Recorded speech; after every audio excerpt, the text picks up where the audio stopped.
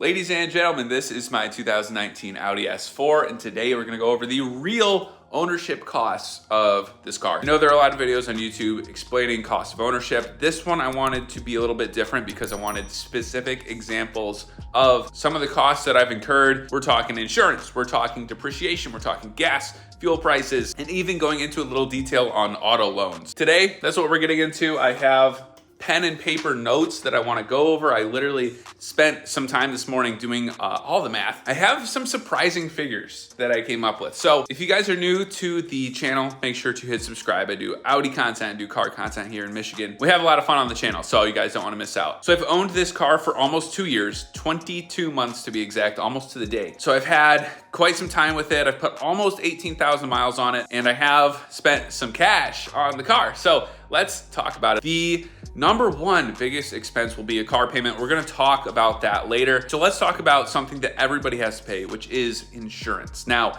I'm a 26-year-old driver. I have no accidents, no tickets on my record. And in the state of Michigan, I pay $971 every 6 months for this car. Now, it has gone up a little bit. It used to be like $750. In the last couple years, it's for some reason gone up. So I've talked to my insurance about that, one. But two, that is the real cost. That's what I pay out of my own pocket, straight out of my bank account to insure this car. I know insurance is one of those things where coverage varies quite a bit, so I will literally put my coverages on the screen. I have insurance through Progressive. I have a $1,000 deductible for collision, and then a $50 glass deductible since I seem to chip windshields. So that's really as specific as I can get for the insurance. It's gonna vary state to state, it's gonna vary owner to owner, but if you're a 26-year-old in Michigan with a clean record, expect to pay right about $161 per month. It used to be less, it used to be about $120, but for some reason in the last 2 years, it's gone up. I don't know if that's a Michigan thing. I know I changed my address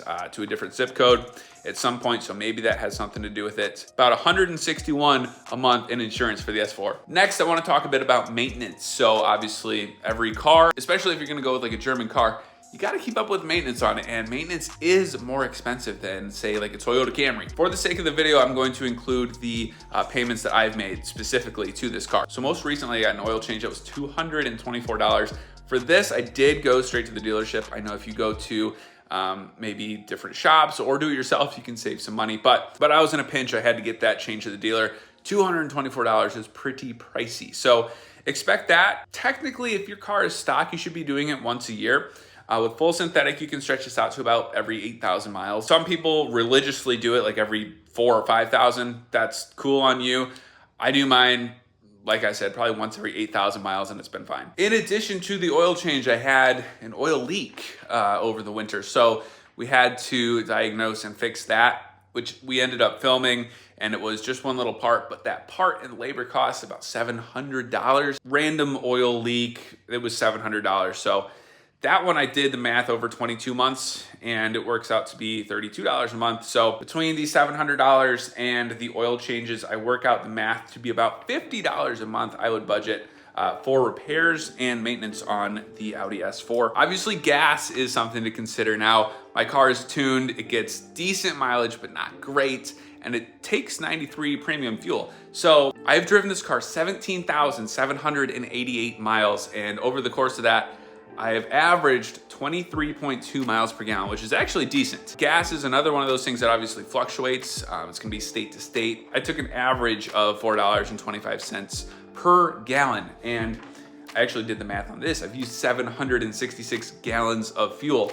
So that works out to be $3,255 over the course of my ownership. Divided by 22 months is about 150 bucks a month. It's 147. So $147 in gas just to drive. Now let's talk about this fun thing called depreciation. Now, this one sucks. Car guys know it's just one of those things. Now, depreciation on German cars is pretty rough. It's not as bad as like a Maserati. BMW, I think, is notorious for like the 7 Series and 5 Series depreciating the worst out of any new car. Audi's decent. I think the A6 made like the top 10 worst depreciating cars, but if you buy a used car, this car's now 5 years old, you can make it work, and it's not horrible. I say that obviously relatively because depreciation hits everything different. 22 months ago, I bought this car for $42,500. And in 22 months, I took an average, just what I was seeing on Car Gurus. They're going for like 34, 35 with similar mileage for 2019. My car is modified tastefully and it's been babied. I bought this as a one-owner car. I genuinely believe I could get at least 35 for this. So for the sake of numbers, I'm gonna say the value right now is 35. 42.5 minus 35 is $7,500. So the straight value has dropped over $7,000 since I bought this car. If we take 7,500 divided by 22 months, that's a depreciation cost of $340 per month, which is, that's tough. That's a big one, man. That's gonna be probably the biggest cost besides a car payment if you decide to do financing on your car. So that's what I wanna talk about next. Obviously the financing is going to swing completely, like your car payments. The reason I save car payment till last is because this is not included in like the cost of ownership.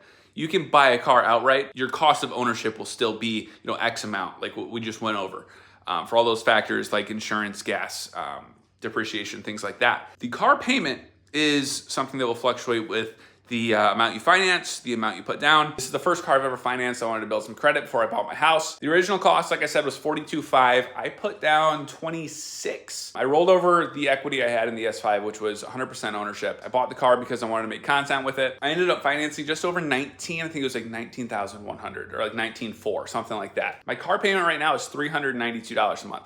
So it's relatively low, especially for the time we're in right now, where the average used car payment that people are paying, according to Consumer Reports, is like $700 a month. It's crazy. You can easily turn this into a $700 car payment if you just put less down. I'm going to include some links to like financial calculators in the description. If you guys are seriously thinking about buying a car like this, I want you to utilize all the tools necessary to make your informed decision. I know when I was looking at getting these cars and looking at like auto financing, I wanted as many resources as I could. You don't come across it a lot on YouTube. So that's kind of my deal, is I want to push that out on you guys and at least give you the resources to do so. I do pay extra on my car payment because I want to get this debt taken care of. I don't like carrying debt. It's not fun, which is like $28 extra, including my minimum car payment of $392 a month. The total cost of ownership for this car is $1,091 per month. Now that is my specific example. Obviously, there will be a range. Now the fixed cost that we'll call depreciation, gas, oil change, and insurance works out to be $699 a month. So we'll call that $700. That's just base. If you buy the car outright cash,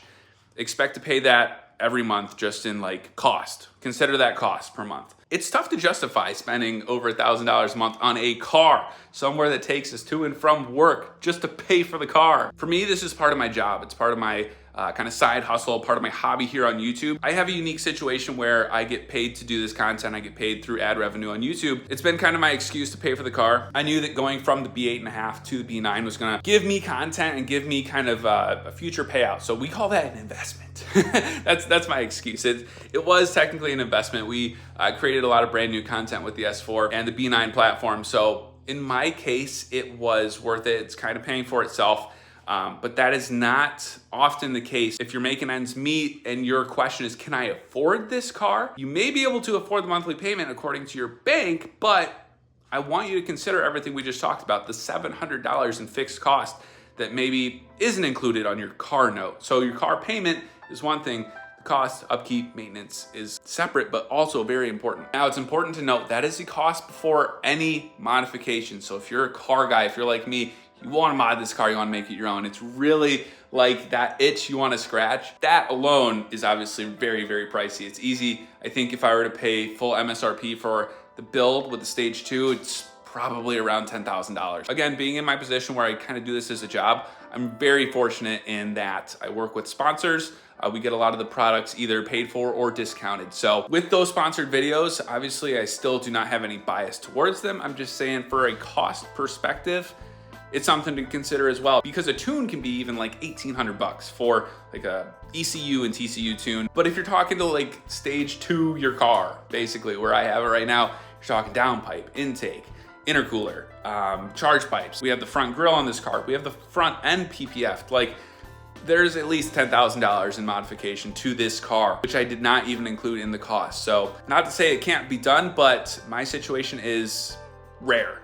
Where the modifications kind of pay for themselves over the long run with the YouTube ads and whatnot. So This is really what keeps me going, you watching the video right now. So I really, truly do appreciate everybody watching. If you guys have any questions about payment, cost, maintenance, please leave them in the comments below. I try and answer every single one. I hope this information is helpful to at least somebody, because I know when I was researching cars to buy, B8s, B9s, it was one of those things where I was watching probably hundreds of videos just to try and grasp the idea of what I should expect. If you guys have a B9, let me know your cost of ownership experience. If there are any maintenance things that have popped up that were not on my list, I'd love to hear them, and maybe you're gonna help somebody out. If you have a question, chances are somebody else has the same question. Leave them in the comments below.